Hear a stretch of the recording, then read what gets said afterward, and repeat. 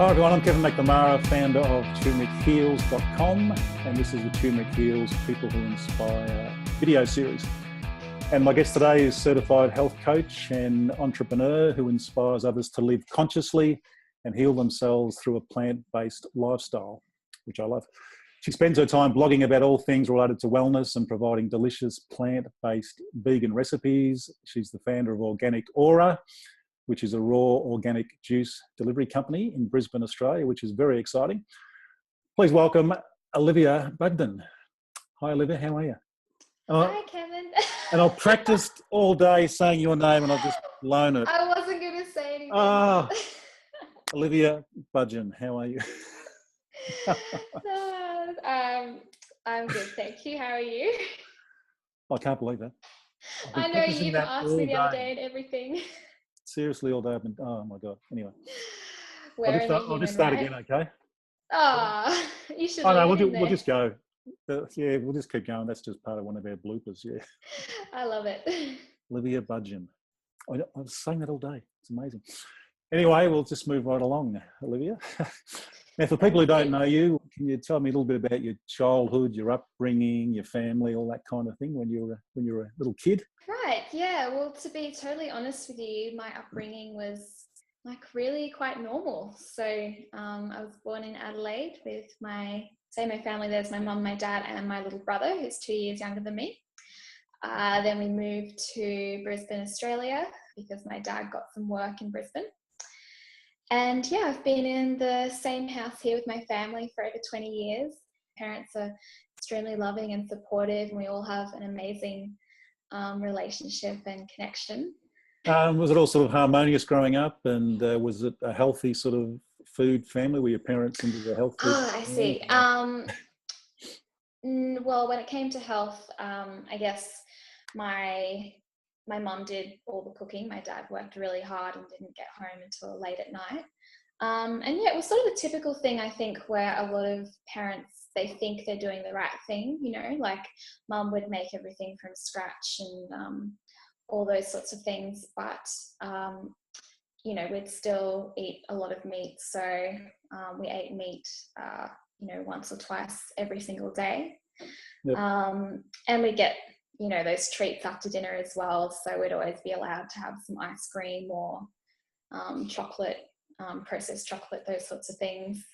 Yeah, so I guess you could say we tried and we thought we were doing the right thing. But as I know now, there are definitely a lot of things that I could have been doing better. Yep. Yeah. And what sort of job did your dad have? He was the manager of a building company. Yeah. Okay. And mum met dad through that work, so she was working for him for a while. And then when she got pregnant with me, she stopped working and she became a stay-at-home mother after that. Okay, beautiful. Yeah. And so it was a pretty happy sort of childhood you had? Yeah, it really was. A lot of good memories and nothing traumatic. So yeah. I guess it's really lucky in that department. Yeah, excellent. And I know... happy childhood, then you get to your teens and you become a bit of a party girl. And, oh dear. Got stuck into the sugar and a bit of a binge eater, all those kinds of things. And you're also living in fear, I believe. So what circumstances, you've been brought up in a happy sort of family lifestyle, what sort of changed to get you going through that lifestyle in your teens? Yeah, well, I just jot it down to... the environment around me changing when it came to high school, I think. A lot of girls especially go into high school and, things just change and you start comparing yourself to other people, and in that sort of environment, a lot of schools these days, I don't believe they don't really nourish people's unique qualities that well, and you sort of feel like you have to start being like everyone else around you and strive to be like particular people and get these grades and do certain things, and strict limitations everywhere. And I just started to feel like I wasn't good enough just being who I truly was. And yeah, I guess the people that I started to hang around with were really into partying and drinking and those sorts of things. And back then I wasn't like a very confident person, and I was a very big people pleaser. So I love to just copy others, and I love to do things to make other people happy, not myself. So because everyone around me, all my friends and stuff, were partying and drinking a lot, that's what I did too, because I thought that's just what I had to do to be cool and to fit in. And yeah, so everyone was going out a few times a week, and after high school, clubbing and all those sorts of things. And yeah, that's what I started to do. And in terms of becoming like a sugar addict, that sort of went along with that lifestyle. So back then I had no idea about, you know, how what we eat affects our health and who we are as a person. So I just loved processed sugar and processed food, and I thought it was easy. So I just basically lived off of takeaway and fast food. And then that sort of forwarded on to binge eating disorder later as well. Yeah, right. And how did all that start affecting your health? Not good at all. I mean, in the beginning, I think like anything, our bodies can take that beating in the beginning a bit easier. But the more you do it, the longer you do it, the more it keeps beating down your body. And I sort of started to feel the effects slowly with my digestion was sort of the first thing that started to go bad for me. And yeah, I lived that lifestyle for a couple of years, like partying really, really hard every single week. And then after another few circumstances, my body just completely collapsed, and that's when things really started to go downhill. Okay. Yeah. And how did that sort of affect your relationships with your family and that kind of thing? Were they sort of aware of what you were doing? And yeah, that's an interesting question. At first, I think my parents just thought, you know, she's going through a phase. That's normal. She'll get over it. After a while, especially because I was in a particular toxic relationship as well, I'd sort of moved out from home to be with this other person, and my parents could see me spiraling downwards. So I knew that they weren't happy about it and they were worried about me. They're amazing, and they were never pushy. They just sort of loved me and supported me with where I was at, and just hoped that I would come around, which fortunately I finally did in the end. Yeah.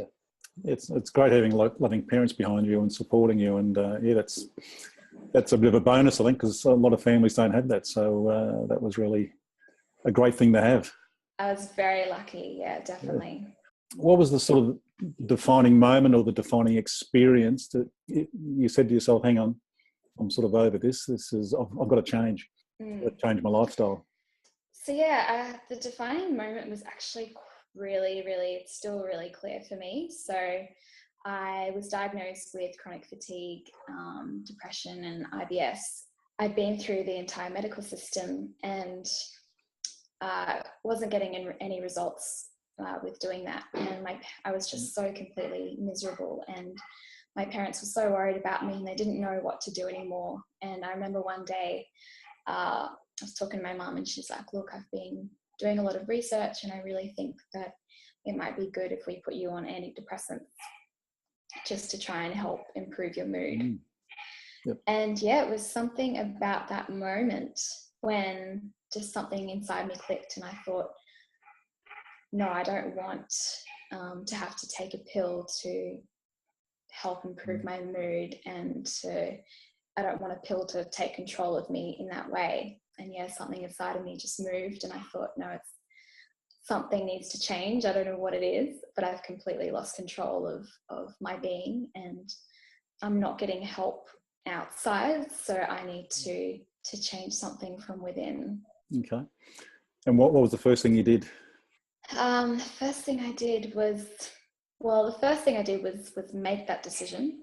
The second thing I did was just started to do my own research. So before that, I just was relying on everyone outside of me, the doctors, the specialists, all those sorts of people. But I wasn't getting any results at all. So I thought, I'm going to start doing everything myself. So I know it can be a bit hard with Dr. Google because there's so much conflicting information out there, but I just tried to focus and pick up things that made sense to my gut, and just started making small changes to my health. That seemed to be one of the biggest things that I saw first, with that what we eat affects our health. So I just made some really they're not really easy changes, but those basic sort of changes like cutting out processed food, gluten, dairy and sugar and those sorts of things.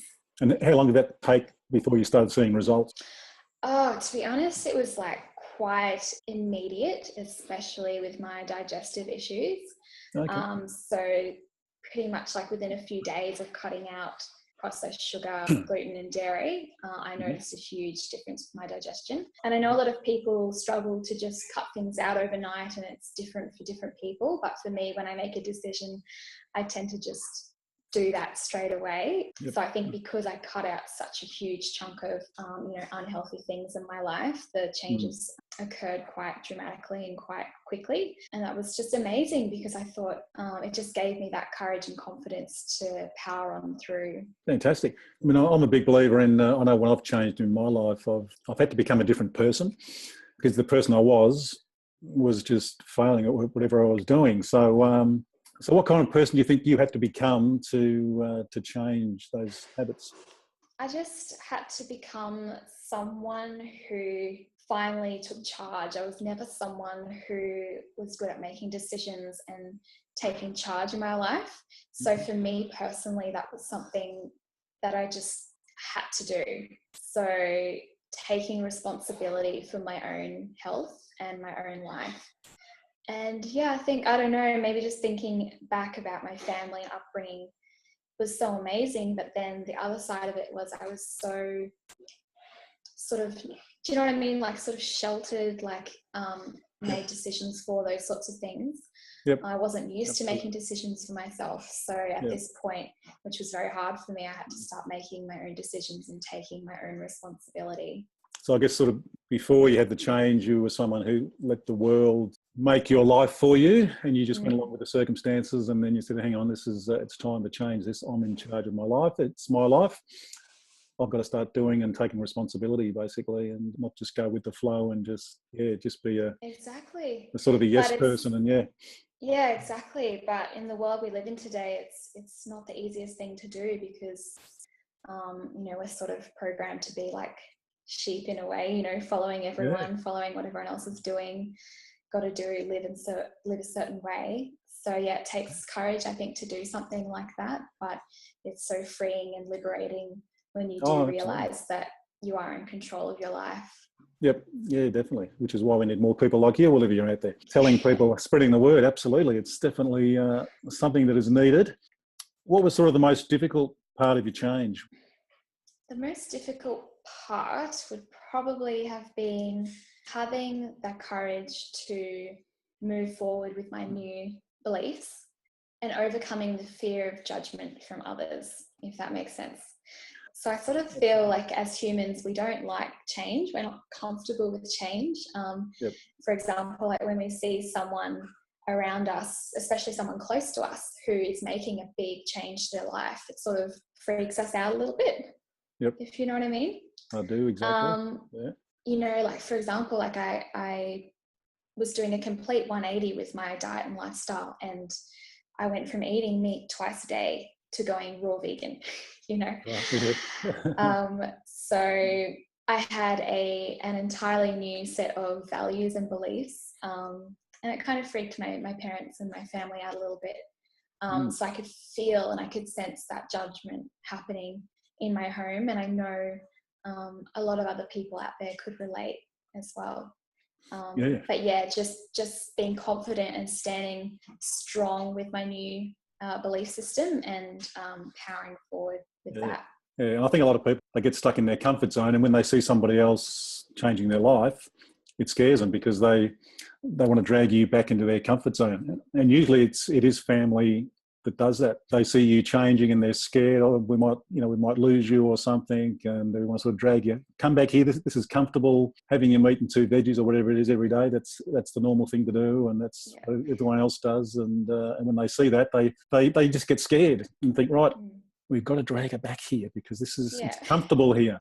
And exactly. I've seen so many people do that, and so many family and friends, and again, that's why I think it's important to watch who you hang with, because I believe in that old thing about the 5 people you hang around with. Well, that's who you are. You're the 6th one, and you're hanging around with people who aren't doing the right thing in life and probably aren't very healthy, well, you'll be the sixth one, basically. And seeing your story, you've embraced that and you've gone out and just got out of your comfort zone and changed your life. So thank you. Yeah. fantastic. I think it's important to remember that we're not defined by what we do. I think my parents, my family were just, scared of losing me and losing who I was. But now that, now they've realized after some time that, we're not defined by what we do, and I'm still the same person, just with a different set of beliefs. Yep, great. And they fully support you now? They're right behind you with everything? They are now. Yeah, it took some it took some time, but like I always say, you can't argue with results, and I got results with what I did. So fantastic. Yeah, they're with me all the way. Yep. And what would you say were, if you could pick three things that really helped you to change, what would those three things be, do you think? Oh, many things. Three things. One thing would be to have a mentor of some type, or a guru, as they call it, which you look up to. So I feel like it's really important to have someone who has already achieved the results that you want to achieve, so that you can look up to them and feel inspired and motivated and gain the knowledge and steps that you need to take to get to where you want to go. Yep. So I think that's really important, one step. Yep. Another thing would be support. I don't believe that we're here in this world to be on this journey alone with anything that we do, no matter how big or small that it is. So creating a supportive environment for yourself with people who uplift you, who are positive, and encourage you with what you're doing. So for example, take my situation where my family, they still loved me, but they weren't exactly supportive of what I was doing. So I created my own supportive environment. I found people on YouTube and Instagram, Facebook, those sorts of things. And then I also got another best friend who he actually helped me transition into this lifestyle. So he was an amazing support for me. So just finding someone or some group that can help support you with whatever transition you're going through. Yep. And the third thing is just having that unwavering determination to change. Just having that belief within yourself. It's probably the first and most important thing, I would think, is just to make that decision and be 100% confident that that's what you need to do, and to power on with that. Don't let anything stand in your way. Yeah, beautiful. Love it. Now, you did a nutrition course as part of your change. Can you tell me a little bit about that and how that changed you? Oh, yes. So I did the IAN course, the Institute of Integrative Nutrition. Have you heard of that one? I have, yeah. Yeah. Have you done it? No, I haven't actually. No, I probably should. Yeah, I might one day. Yeah. Yeah. Well, I knew in the beginning of my health journey, as I started to learn more about nutrition, that I wanted to do some type of course to get some type of degree. And I looked around, and there's a lot of nutrition schools out there, but I was really looking for one that took a holistic approach to health. So a lot of them out there just focus on nutrition and go into the deep depths of how your body and nutrition works. And that's really cool if you want to do something like that. But I sort of realized that health kind of isn't as complicated as we make it, and it is really quite simple, and there are certain basic foundations to do to gain optimal health. But I also realized that health isn't just affected by what we eat as well. So it's also affected by our relationships and our environment and emotions and spirituality. And so I was looking for a school that was cultivating that sense of education. And the only one that I could find was the Institute of Integrative Nutrition, which is based in New York. I didn't go to New York, unfortunately, but it is all online. So it was an amazing course, and it goes for 1 year, and you can do it all on your iPad, and you can take it at your own pace. And it's a beautiful community of like-minded people. I think it's the largest nutrition school in the world now, founded by Joshua, who started it about 20 years ago, something like that, 10 years ago. Anyway, I forget. I think I'm hooked on else? that. I'll have to look it up. I'll have to look it up. Yeah. So, I you do it all online. Wow. Yeah. Yeah, it's really, really good. And all of the teachers that teach there, he gets the leading experts in the world on particular topics and get them to teach there. So like David Wolf on raw foods, and I can't think of any on the top of my head, but really like amazing people that I always looked up to. And you learn over 100 different dietary theories as well from the experts in all those dietary theories. And you learn about spirituality and emotional, and then you also learn about business and how to set up your own health coaching practice, and how to be successful with that. So it really incorporates a little bit of everything. Yeah, that sounds amazing. You've got your coaching and your website with all your fantastic recipes on there. So my website, oliviabudgen.com, is a place which is on the screen just below here, and also in the description. All your links are there. So it's a beautiful place that represents everything about who I am and my journey, and the message that I'm trying to spread here in this world. And I actually don't like marketing. I don't market my coaching services because I am very, very busy with other things that I'm doing. But I do get people that come to me and just ask me a lot of questions about health, and I will get people asking if I do health coaching. So I will always do it if I feel like I fit with that person and I'm able to help them in some way. So I sort of do the health coaching part-time. Other than that, I do one blog post per week on health and wellness on my website. And plant-based recipes and all those sorts of things. I'll tell you, it is the cleanest looking, most lovely looking website I've seen in my whole life. So check out that website. Thank Olivia, you. oliviabudgen.com. Got it right that time. oliviabudgen.com.au. .com. Just .com, sorry. Forget the AU. And it's a great website. It really is. I just love it. It's just so set out so beautifully. And now the exciting thing for me is your next venture, which I'm looking forward to hearing all about, is you're getting into the raw organic juice and delivering through Organic Aura. Is that right? That's right. So I'm really excited about that. So the idea popped into my head about September last year. And it was really quite surprising, actually. I hadn't thought that this was what I was going to do. I knew that I wanted to take my business to the next level and create something more and help people in a bigger way somehow. And I was just thinking one day, you know how obsessed I am with juicing. And juicing daily has completely changed my life in so many amazing ways. And I also thought how difficult it was to find a juicing company here in Brisbane that was 100% organic. A lot of companies sort of say organic and then they're not 100% and all those sorts of things. So I was like, and I think that drinking 100% organic juice is extremely, extremely important. So I thought, I'm going to bring this service and product out to, I was going to say the world, but to Brisbane, because I think it'll change a lot of people's lives, and juicing, the industry is really growing and people are becoming aware of the amazing benefits of it. But at the same time, it is kind of a time-consuming process. So I want to be able to give the health-conscious, busy people of Brisbane the opportunity to drink a really high-end quality organic juice. Yeah, it just sounds amazing. So how are you going about that? What's you've got a little commercial kitchen set up? I am renting a little kitchen down the road from me. My dad's friends with the cafe owner, and he's just got this gorgeous little tiny kitchen. I don't need anything too big, so we're renting it from him.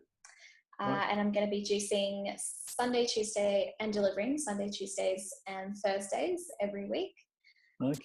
And I've got a 14-day challenge at the moment running, which is something I created to just create some excitement around the launch of the business, which is going to be happening in a couple of weeks. And I'm going to be providing 1, 3, 5, and 7-day juice cleansers, and longer ones if people want that.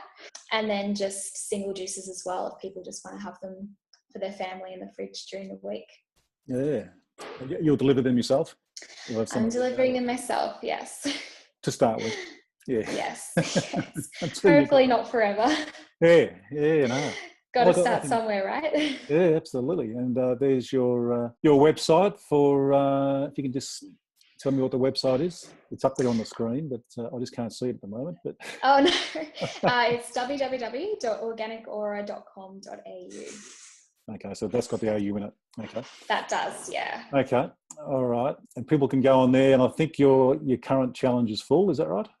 It is full, yes. So you can get on the waiting list for the next one. So it's going to be running every 3 months. Yep. But my website developer should be finished the entire website beginning of April sometime. So when that's up, then people can start ordering juices whenever they want. Yeah, fantastic. Yeah. So have you got like an actual launch date for the juice? Not like an exact date, probably, hopefully April 1st. April Fool's Day. Okay. Oh, I don't know if that's such a good thing now. But so, yeah, it's coming up soon though, which is fantastic. That's very exciting. Thank you so much. And obviously your parents are right behind you with that as well. They are, and to be honest, they are helping me with the business as well. So they're kind of like, Dad calls himself the unpaid staff worker. I say I have pay him in cuddles. So yeah, he's helping me with the juicing because, you know, depending on how many orders I get, because I have been doing this 14-day challenge, I'm juicing for 6 hours a day sometimes. So to have them help is very good. Yeah, absolutely. Not sure if you're someone who looks ahead too far, if you set goals, that kind of thing, but where do you see yourself in, say, 5 years? What's Olivia Budgen doing? I don't look that far. Yeah, to be honest, I honestly don't look that far ahead. I can't really say exactly, just I set sort of more short-term goals and take small steps each and every day to achieve those. But yeah, definitely just doing more of what I'm doing. Obviously, I want my organic Aura juice company. I am planning on definitely expanding that. So in 5 years, I would like to have not just juices, but hopefully like smoothies and raw food meals and those sorts of things. Right. Yeah, and I also would love to set up, you know, have more ebooks and online coaching programs and online coaching videos. So instead of sort of doing the one-on-one coaching, I definitely want to cultivate a range of coaching programs that anyone can get from anywhere around the world. Yep. And I don't know if you know, but yeah, I'm a raw vegan, a fruitarian, and I definitely want to transition and shift location to somewhere more tropical. So I don't know whether that will happen in 5 years' time or not. Okay. Right. But we'll see. That sounds exciting too. And for those people listening who don't know what a fruitarian is and what a raw vegan is, could you explain that to them? Yeah, sure. So a fruitarian, a raw vegan is someone who doesn't eat any cooked foods. So I think they don't eat anything that's heated above 118 degrees. And then you get certain different diets within the raw veganism diet. But yeah, I'm someone that loves and thrives on fruit. So approximately 80% of my diet is made up of whole fresh fruits. And then I also live off of green smoothies and green salads as well, and avocado. That sounds just like me, actually. Yes, I just love those fruits and the green smoothies. My God, and the green juices. They're life-changing. Oh, absolutely. And the juices, of course. Yes. Yeah. Who are your role models and people you really aspired to, or really got some not so much help from, but you learned from in your journey? Role models, yes. The first one would have to be my best friend, who I mentioned a little bit about before. So his name's Sam Purden. He is the one that helped me to transition to the raw vegan lifestyle. Yep. And he's been a raw vegan for a lot longer than I have. And yeah, he was my main support system through that change. And he had overcome a lot of the health issues that I was trying to overcome. So he was a really big role model and mentor for me. And just, I don't know if I could have done it without him. He would be my first one. And my second one would be Dan McDonald. Do you know him? No, I've heard the name, I think. Yeah, the Life Regenerator. Ah, is that him? Okay. Yeah, the Life Regenerator on YouTube. Yep. So, he's been a raw vegan for like 15 years or something crazy, 20 years. I love him so much. He's so real and authentic, and he just speaks his truth and speaks his mind, just keeps powering through on his path, not caring about what other people think of him. So he's been a real inspiration to me through that transition as well, and someone I still look up to today. And then I know you know this person, Tyler Tolman. Absolutely. And he's an old Yes. man. I love his dad as well. Yeah. Don Tolman, great. yes. Yeah, fantastic. So yeah, I think those two, they lay out the foundations of the basic principles of optimum health better than anyone else that I know. You know what I mean? Like, it's just these basic foundations that seem so simple, but they are so life-changing. And their knowledge about ancient cultures and the way they lived to cultivate a healthy, long life. So they're definitely two people that I look up to as well. And going to Tyler's retreat, as you know, changed my life. So yeah, those would be my main mentors. Yeah, fantastic. Yeah, gotta love the Tolmans. Absolutely. Yeah. Don was huge in my sort of shift as well. He was he really helped me with a few issues there a few years back, and Really? always grateful to him. Oh. So were there any times during your journey where you wanted to give up? If there was, what did you do to move past that? Yes, so many times. Look, anyone that's had any health issues and have been through any sort of detoxification process knows that cleansing your mind and your body, your spirit and your soul is such a journey. Like, it's such a process. And it's a freaking roller coaster. Like, some days are really amazing, some days are not so good. It's just so up and down. Honestly, I've had many down days through my journey, and it's really easy in those dark times to just want to give up and to want to stop trying and stop taking responsibility and just go back to sort of playing the victim of your situation. So I think a lot of people might be able to relate with that. But yeah, for me, what got me through was, by that time I had made certain changes and I had experienced certain benefits. And I just, in those dark times, I would just remember what it was like before making these changes and taking that responsibility. And I knew that if I went back to that, I would regret it and it would be worse than where I was at that moment. And just focusing on where I wanted to go and my goals, and keeping that at the forefront of my mind, I think is so important. And again, the love from my parents as well. So even though they thought I was a little crazy, and they still loved me. Nothing wrong with that. Yeah. The best crazy. Of us, right? A little crazy. So that love and support and helped me to just hold on longer and keep going. Fantastic. Well, it's been amazing talking to you, Olivia. And just one more question before we sort of finish up. You've been through a lot of ups and downs in your short life. You're only a pup.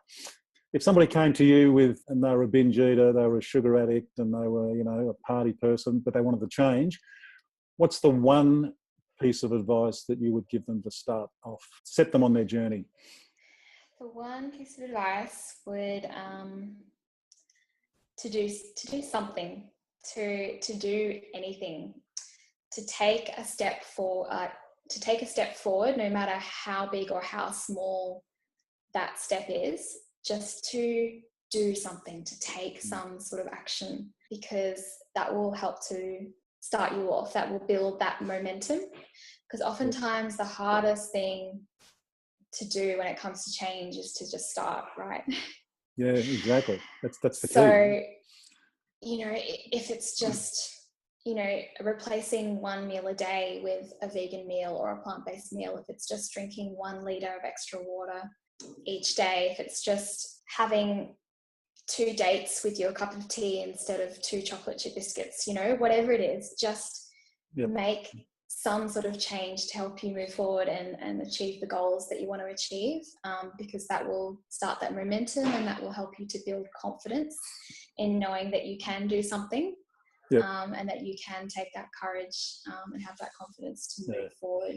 So my one piece of advice would just be to do something as soon as possible, anything. Beautiful. And it's all about that confidence thing too, isn't it? That you just slowly build up those little baby steps. Just, Exactly. don't look at the whole big picture to start with. Just take it step by step. Yeah, which you've obviously done. Yeah. Because it can feel very overwhelming. Yeah, for sure. Yeah, so just little baby steps. Yeah, that's great. Yeah. Great advice. Thanks, Olivia. You've been fantastic. And don't forget, folks, we've got Olivia's Secrets of Your Success video, which you can also tune into, and that'll be on YouTube as well. So I look forward to seeing that also. And thank you for your time. Good luck with all your ventures. Good luck with the organic aura. I can't wait to see how that's going. And hopefully, maybe in 6 months, you can come back on the show and we can talk more about that and see how it's going. That sounds amazing. Thank you for having me, Kevin. Absolute pleasure. And don't forget, keep taking your turmeric also. Very important. Okay. Thanks, Olivia. Talk to you again real soon. Bye, Kevin. Bye.